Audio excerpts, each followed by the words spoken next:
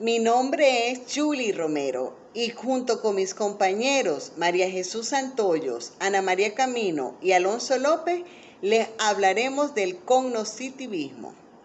La ciencia cognitiva se ha constituido en el paradigma mental más influyente de finales del siglo XX y principios del siglo XXI. Sus conceptos, el planteamiento de los problemas y las soluciones, estos han sufrido modificaciones significativas en el curso de pocos años. La teoría cognitiva proporciona grandes aportes al estudio del proceso de enseñanza y aprendizaje y contribuye a un mayor conocimiento de algunas capacidades esenciales para el aprendizaje, como la atención, la memoria y el razonamiento.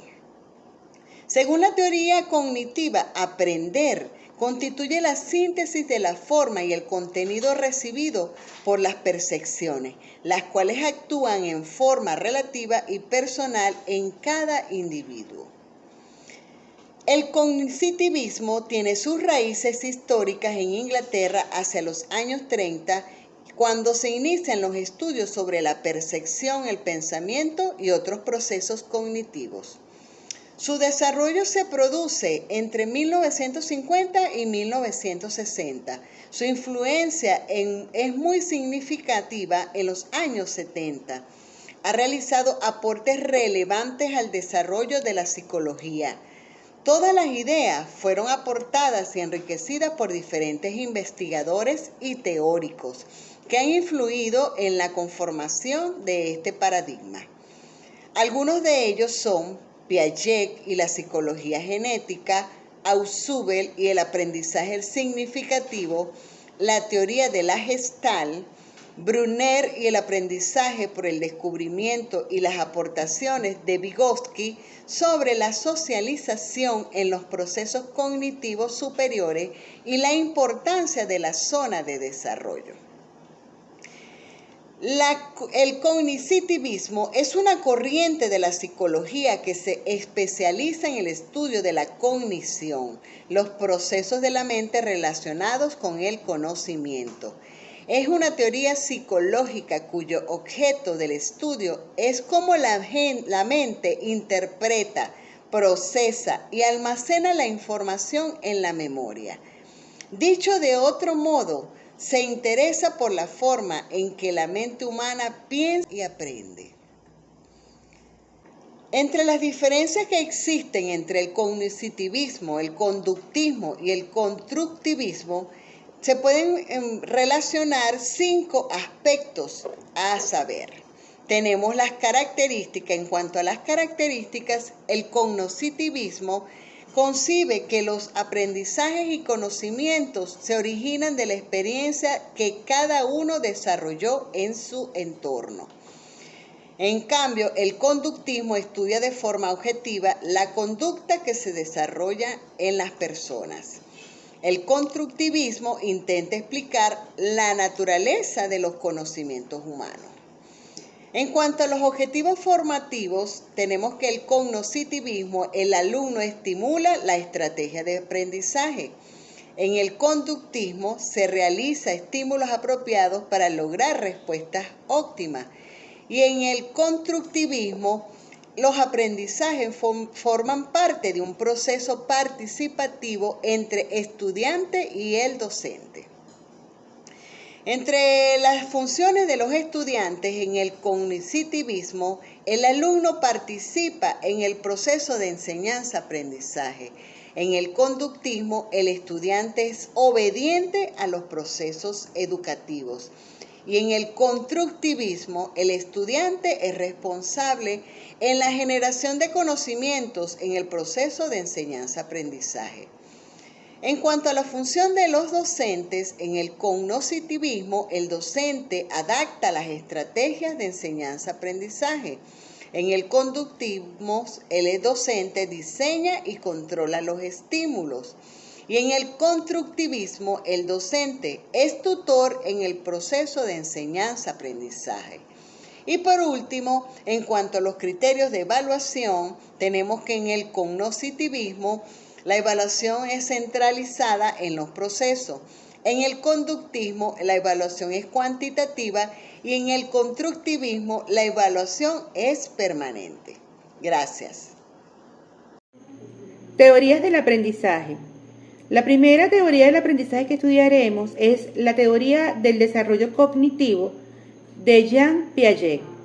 Piaget se enfocó en entender los cambios cualitativos que tienen lugar en la formación del pensamiento de una persona desde el momento de su nacimiento hasta su madurez y la divide en varias etapas. La primera etapa es la etapa sensomotora, que va desde el momento del nacimiento hasta los 2 años. En esta etapa, el niño usa sus capacidades sensoras y motoras para explicar y ganar conocimiento de su medio ambiente.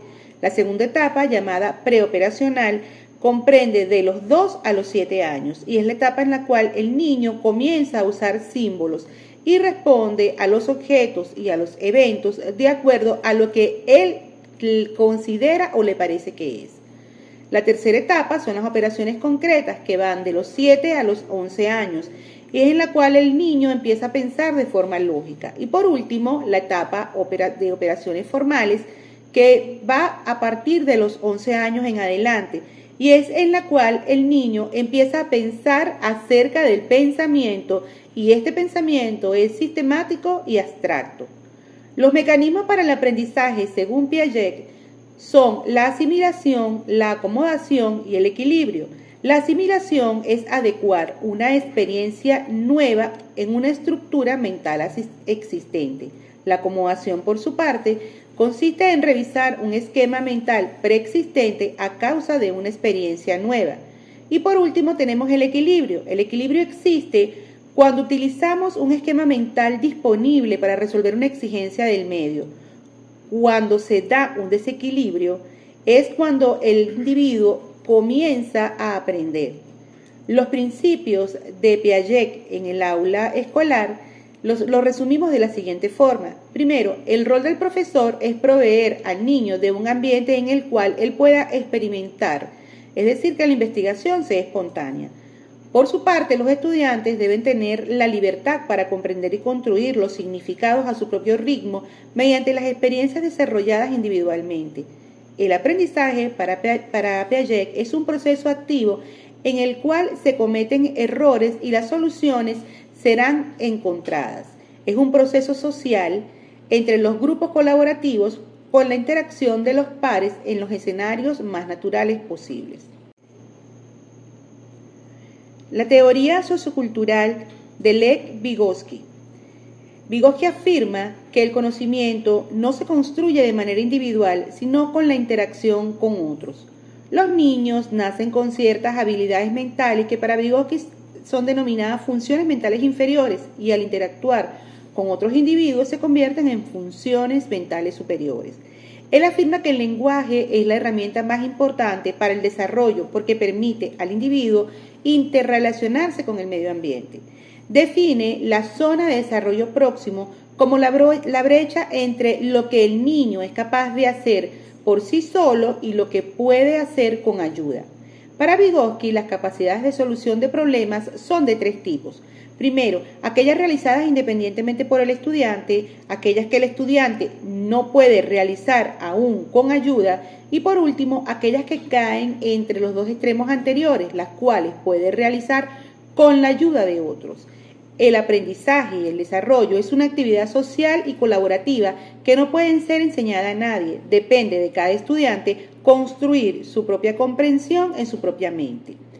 La zona de desarrollo próximo puede ser usada para diseñar situaciones apropiadas durante las cuales el estudiante podrá ser provisto del apoyo apropiado para el aprendizaje óptimo.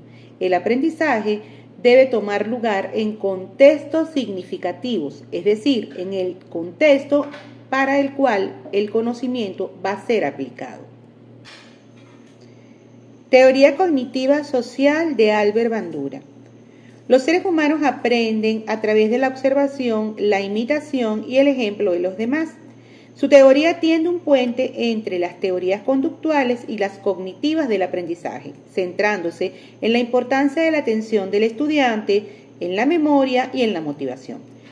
Habla del aprendizaje vicario, observacional, de la imitación, el modelado o el aprendizaje cognitivo social, basados en situaciones sociales donde por lo menos dos personas interactúan. Una, el modelo, que es aquella que realiza la conducta determinada, y la segunda, denominada sujeto, que realiza la observación de dicha conducta. El comportamiento depende del ambiente, así como de factores personales como son la motivación, la atención, la retención y la producción motora. Continuando con las teorías. En cuanto a Gerard Brunet, él establece la teoría del aprendizaje por descubrimiento, siendo la teoría más conocida de Brunet.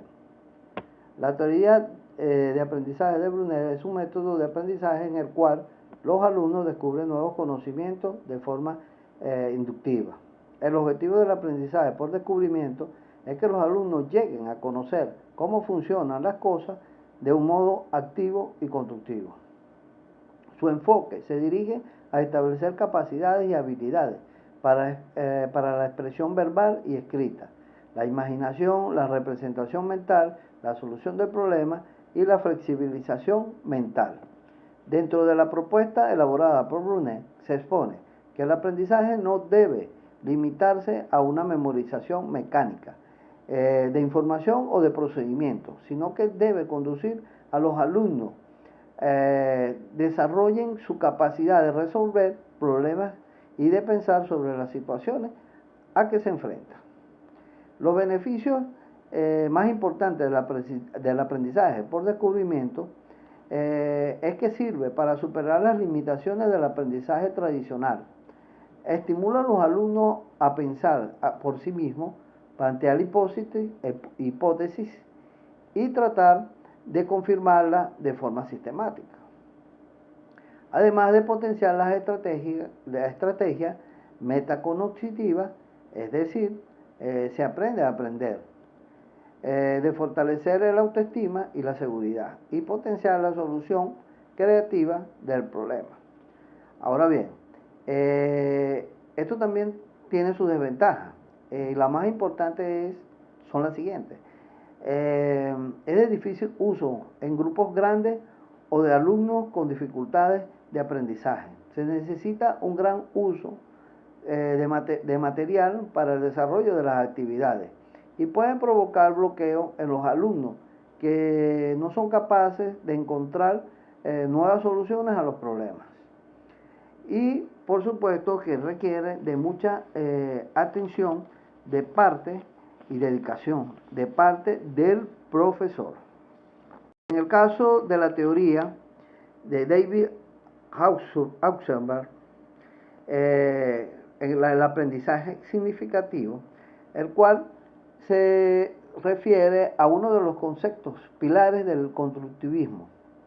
Se desarrolla sobre concepciones cognitivas del aprendizaje. Precisamente, Auxenberg planteó que el aprendizaje significativo se da cuando un estudiante relaciona la información nueva con la que ya posee, es decir, con la estructura cognitiva ya existente.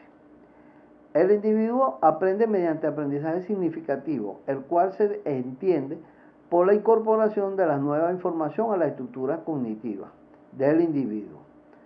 Esto creará una asimilación entre el conocimiento que el individuo posee en su estructura cognitiva con la nueva información, facilitando su aprendizaje.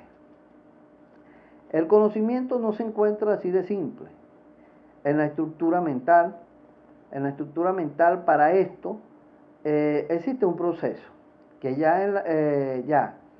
que en la mente del hombre hay una red orgánica de ideas, conceptos de información, todas vinculadas entre sí, y cuando llega una nueva información puede ser asimilada, que se ajuste o que se amolde a la estructura conceptual existente, la cual puede ser modificada como resultado del proceso de esa asimilización. En cuanto al método de aprendizaje que aporta Benjamin Bloom, tenemos que es de gran ventaja a estudiantes y a educadores. La taxonomía de Bloom es la metodología de enseñanza que más favorece al aprendizaje activo y facilita el seguimiento y evolución de los estudiantes. La taxonomía de Bloom es una buena herramienta para crear una jerarquía de objetivos y promover la adquisición de ciertas habilidades a los estudiantes durante todo el proceso formativo.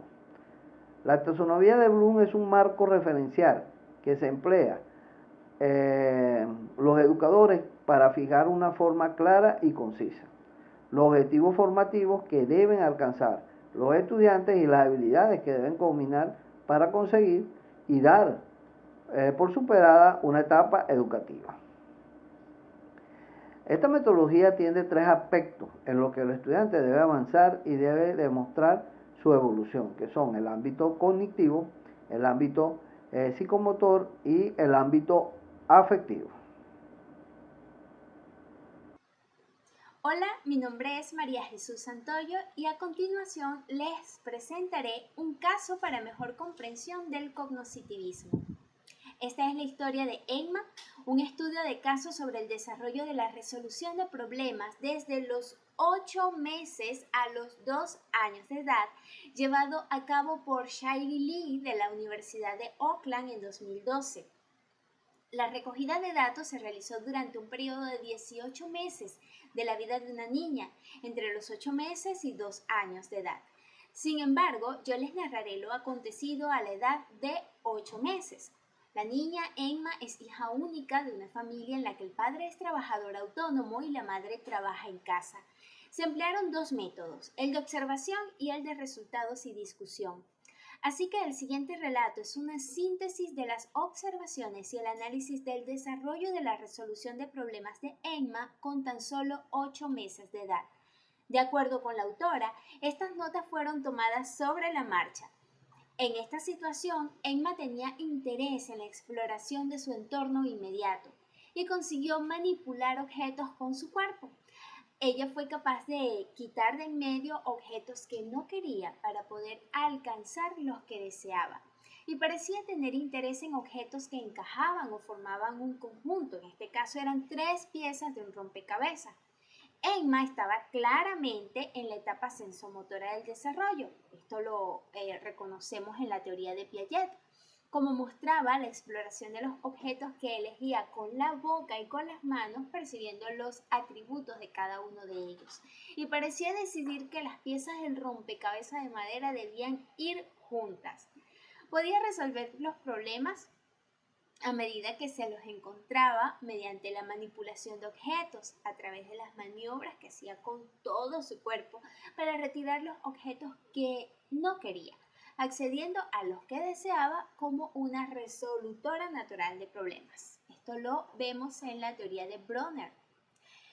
Como hemos visto en el desarrollo de nuestra ponencia sobre cognoscitivismo o cognitivismo, los cognitivistas se han centrado en la identificación de los procesos mentales, es decir, las representaciones internas y conscientes del mundo que consideren esenciales para el aprendizaje humano. Entre los aportes del cognitivismo destacan las nuevas concepciones de la inteligencia, la teoría de la modificabilidad cognitiva, la metacognición y las experiencias de aprendizaje mediado. De acuerdo con la teoría cognoscitivista, el ser humano aprende mediante los procesos, tales como el del lenguaje, percepción, memoria, razonamiento y resolución de problemas. Y enfatiza en que toda persona actúa de acuerdo a su nivel de desarrollo y conocimiento. El aprendizaje cognitivo es una forma eficaz de fomentar en las personas el amor por el aprendizaje y la mejora a lo largo de toda la vida. Por lo que podemos indicar los siguientes beneficios.